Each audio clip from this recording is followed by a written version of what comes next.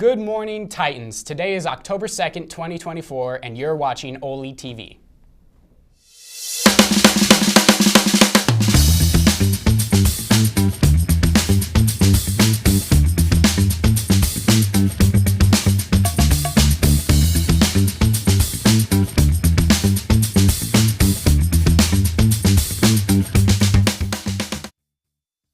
Olympus's October food drive starts this week. This week we're looking for donations of pasta and mac and cheese. Put your donations into your grade's designated bin in the Commons to help your grade win at the end of this month. As a quick reminder for all grades, the Monster Mash dance on October 19th is an Olympus-only dance. Dates from other schools will not be allowed, no exceptions. On October 24th, Utah Valley University will be hosting a conference for first-generation college students from 8:30 a.m. to 2 p.m. in the UVU ballroom. This is an opportunity to get advice and tips for success in college and to learn more about UVU. See Nick Mason in the counseling office for further details on registration. Speech and Debate Club is having their first meeting October 2nd, today, in room 264. Speech and Debate looks great on college applications and Model UN. Club meetings start at 2:30 p.m. If you have any questions, contact Mr. Goodfellow. And if students aren't in class during flex time, you'll have to be in either the cafeteria or the courtyard. Xander, do you cheer for the U or the BYU? Well, when I was younger, I liked red more than blue, so I just defected to U. But, you know, let's see what the rest of OlyTV thinks. BYU or Utah Utes? Utah Utes. Utah Utes? Okay, why Utah Utes? Because I live here, and Utah Utes is here. Okay, gotcha. Yeah. Okay. Utah Utes or BYU? Utah Utes. Utah Utes. Okay, why Utes?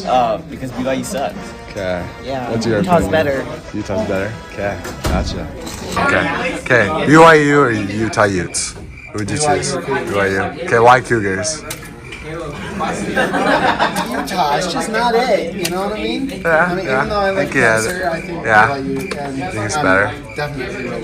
Okay, gotcha. That makes sense. Okay, the question is BYU or Utah Utes? Who would you pick? Okay, why do you pick the Utes? My family's always just been Utah fans. I prefer the Utes, I guess. You? Yeah. Gotcha. Yeah, gotcha. Okay, thank you. Okay, the question is BYU or Utah Utes? Oh, the Utes. The Utes? Yeah. Okay, why do you pick the Utes? Because I went to the Utes. You went to the Utes? Yeah. Well, it looks like there's a clear winner there. But with more on sports, here's Matt. Thank you, Xander. Olympus took a trip on Friday to Alta High School, winning by 20 points, with Olympus finishing with 30 points and Alta finishing with 10. Man, I would hate to be a Hawk right now. Good job, boys. Olympus mountain biking is going to have a race this Saturday. It will be the last race before state. Good luck, bikers. Have you heard of the Olympus High concert this week? Here's Will and Caleb with a little more information on that.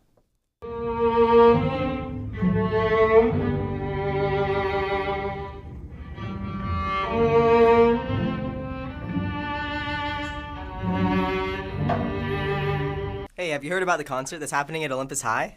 No, I haven't. What's going on? It's the OHS Orchestra and Band Concert. It's happening on Tuesday, October 8th. Oh, nice. What time is it? The band starts at 6 p.m. and the orchestra follows at 7 p.m. It's all in the Olympus High Auditorium. That sounds fun. Do I need tickets? Nope, no tickets required. Everyone is welcome to join. I'm definitely going to be there. Thanks for the info. No problem. See you there.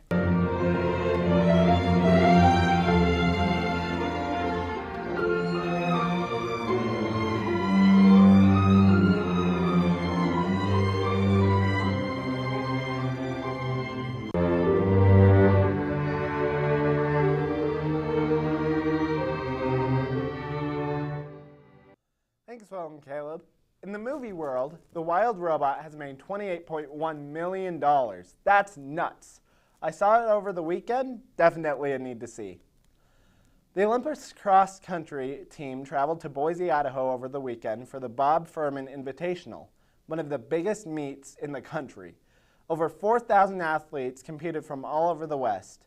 Olympus sophomore Audria Favero, in the defending champion, was outsprinted by Jaylee Jenkins of Union High School in a photo finish. Jenkins and her teammate, who finished behind Audria, both recently committed to BYU. What a great result for Oli.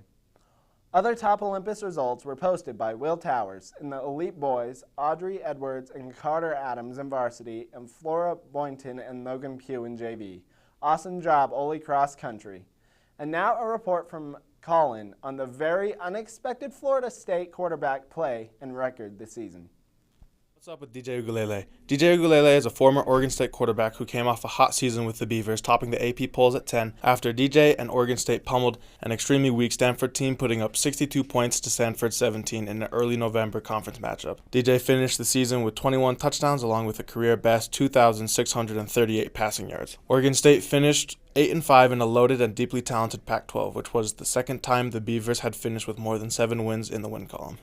After the 2023 season, head coach Jonathan Smith left to revitalize a Michigan State program that had fallen from grace since their early 2010s dominance. Following that announcement on November 30th, DJ Ugalele looked to the transfer portal, stating that he, quote, wanted to look elsewhere to finish his college career. After about a month, on January 1st, DJ Ugalele announced he was going to sign with the University of Florida State and become a Seminole. Florida State seemed pumped to have him sign on after their previous QB and Heisman nominee Jordan Travis was drafted in the 5th round to the New York Jets to back up Aaron Rodgers. But many outlets sung both the transfer's praises as well as his 2024 FSU team.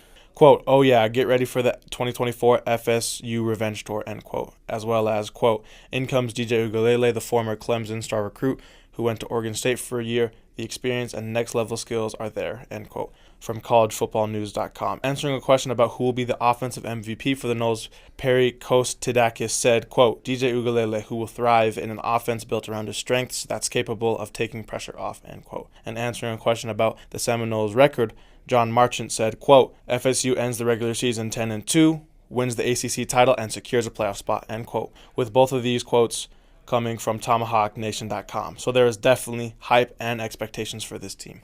Florida State opened their season ranked number 10 and faced Georgia Tech in the Aer Lingus College Football Classic, but we quickly realized this team was not what the media made them out to be.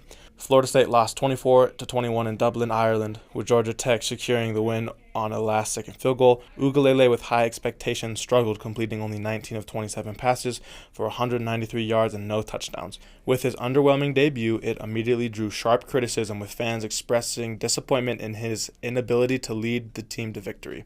Coming off a disappointing loss, many thought that FSU would bounce back against the Boston College Eagles. Despite throwing for 272 yards and a touchdown, Ugalele struggled with turning the ball over in decision-making, including a costly interception on 4th down. Boston College capitalized on those mistakes. The Seminoles fought hard, but ultimately lost a humiliating 28-13, dropping to a very unexpected 0-2 on the season, leading to frustration in Tallahassee. Many began calling for the quarterback to be benched. Play calling.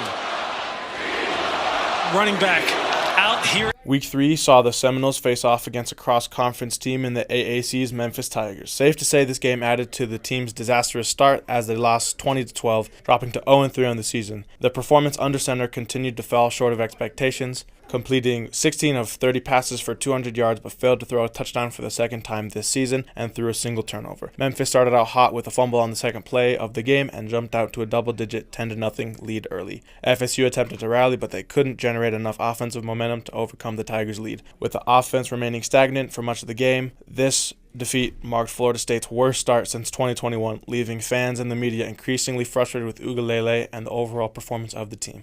Florida State had their first win of the season with a 14-9 victory over Cal, finished by a DJ Ugalele game-winning touchdown pass in the 4th quarter to Jockey Douglas. Ugalele passed for 177 yards, surpassing 10,000 career yards, while the defense delivered an impressive 7 sacks, including key stops in the final minutes. Cal missed 2 crucial field goals, and the Florida State's defense held firm in the red zone, helping to preserve the win and provide a much-needed boost for the Seminoles after a rough start to the early season. Week 5 had the Seminoles playing a fellow ACC member in the newly added SMU, resulting in a blowout 42-16 loss, with defensive struggles playing a major role in the defeat. SMU's offense consistently broke through FSU's defense, exploiting gaps and putting up big plays throughout the game. Despite DJ Ugalele throwing for over 200 yards and a touchdown, turnovers and inconsistencies on both sides of the ball hindered FSU's ability to compete. The defense couldn't contain SMU's fast-paced attack, allowing the Mustangs to dominate time of possession and score at will. This loss to Southern Methodist solidified the Seminoles' disastrous season. DJ Ugalele has now been demoted to co-starter alongside backup QB Brock Glenn, who many fans thought should have been starting a long time ago. But Florida State's schedule does not lighten up anytime soon, playing Clemson, UNC, Miami, Notre Dame, and the Florida Gators as some extremely tough matchups to end the year, along with lighter games against Duke and FCS team Charleston Southern. So with a very optimistic end to the season, we could see the Seminoles go 4-8, or a more realistic outlook being 3-9. So, what's up with DJ Ugalele? DJ Ugalele was overvalued as a transfer portal QB and wasn't able to uphold expectations.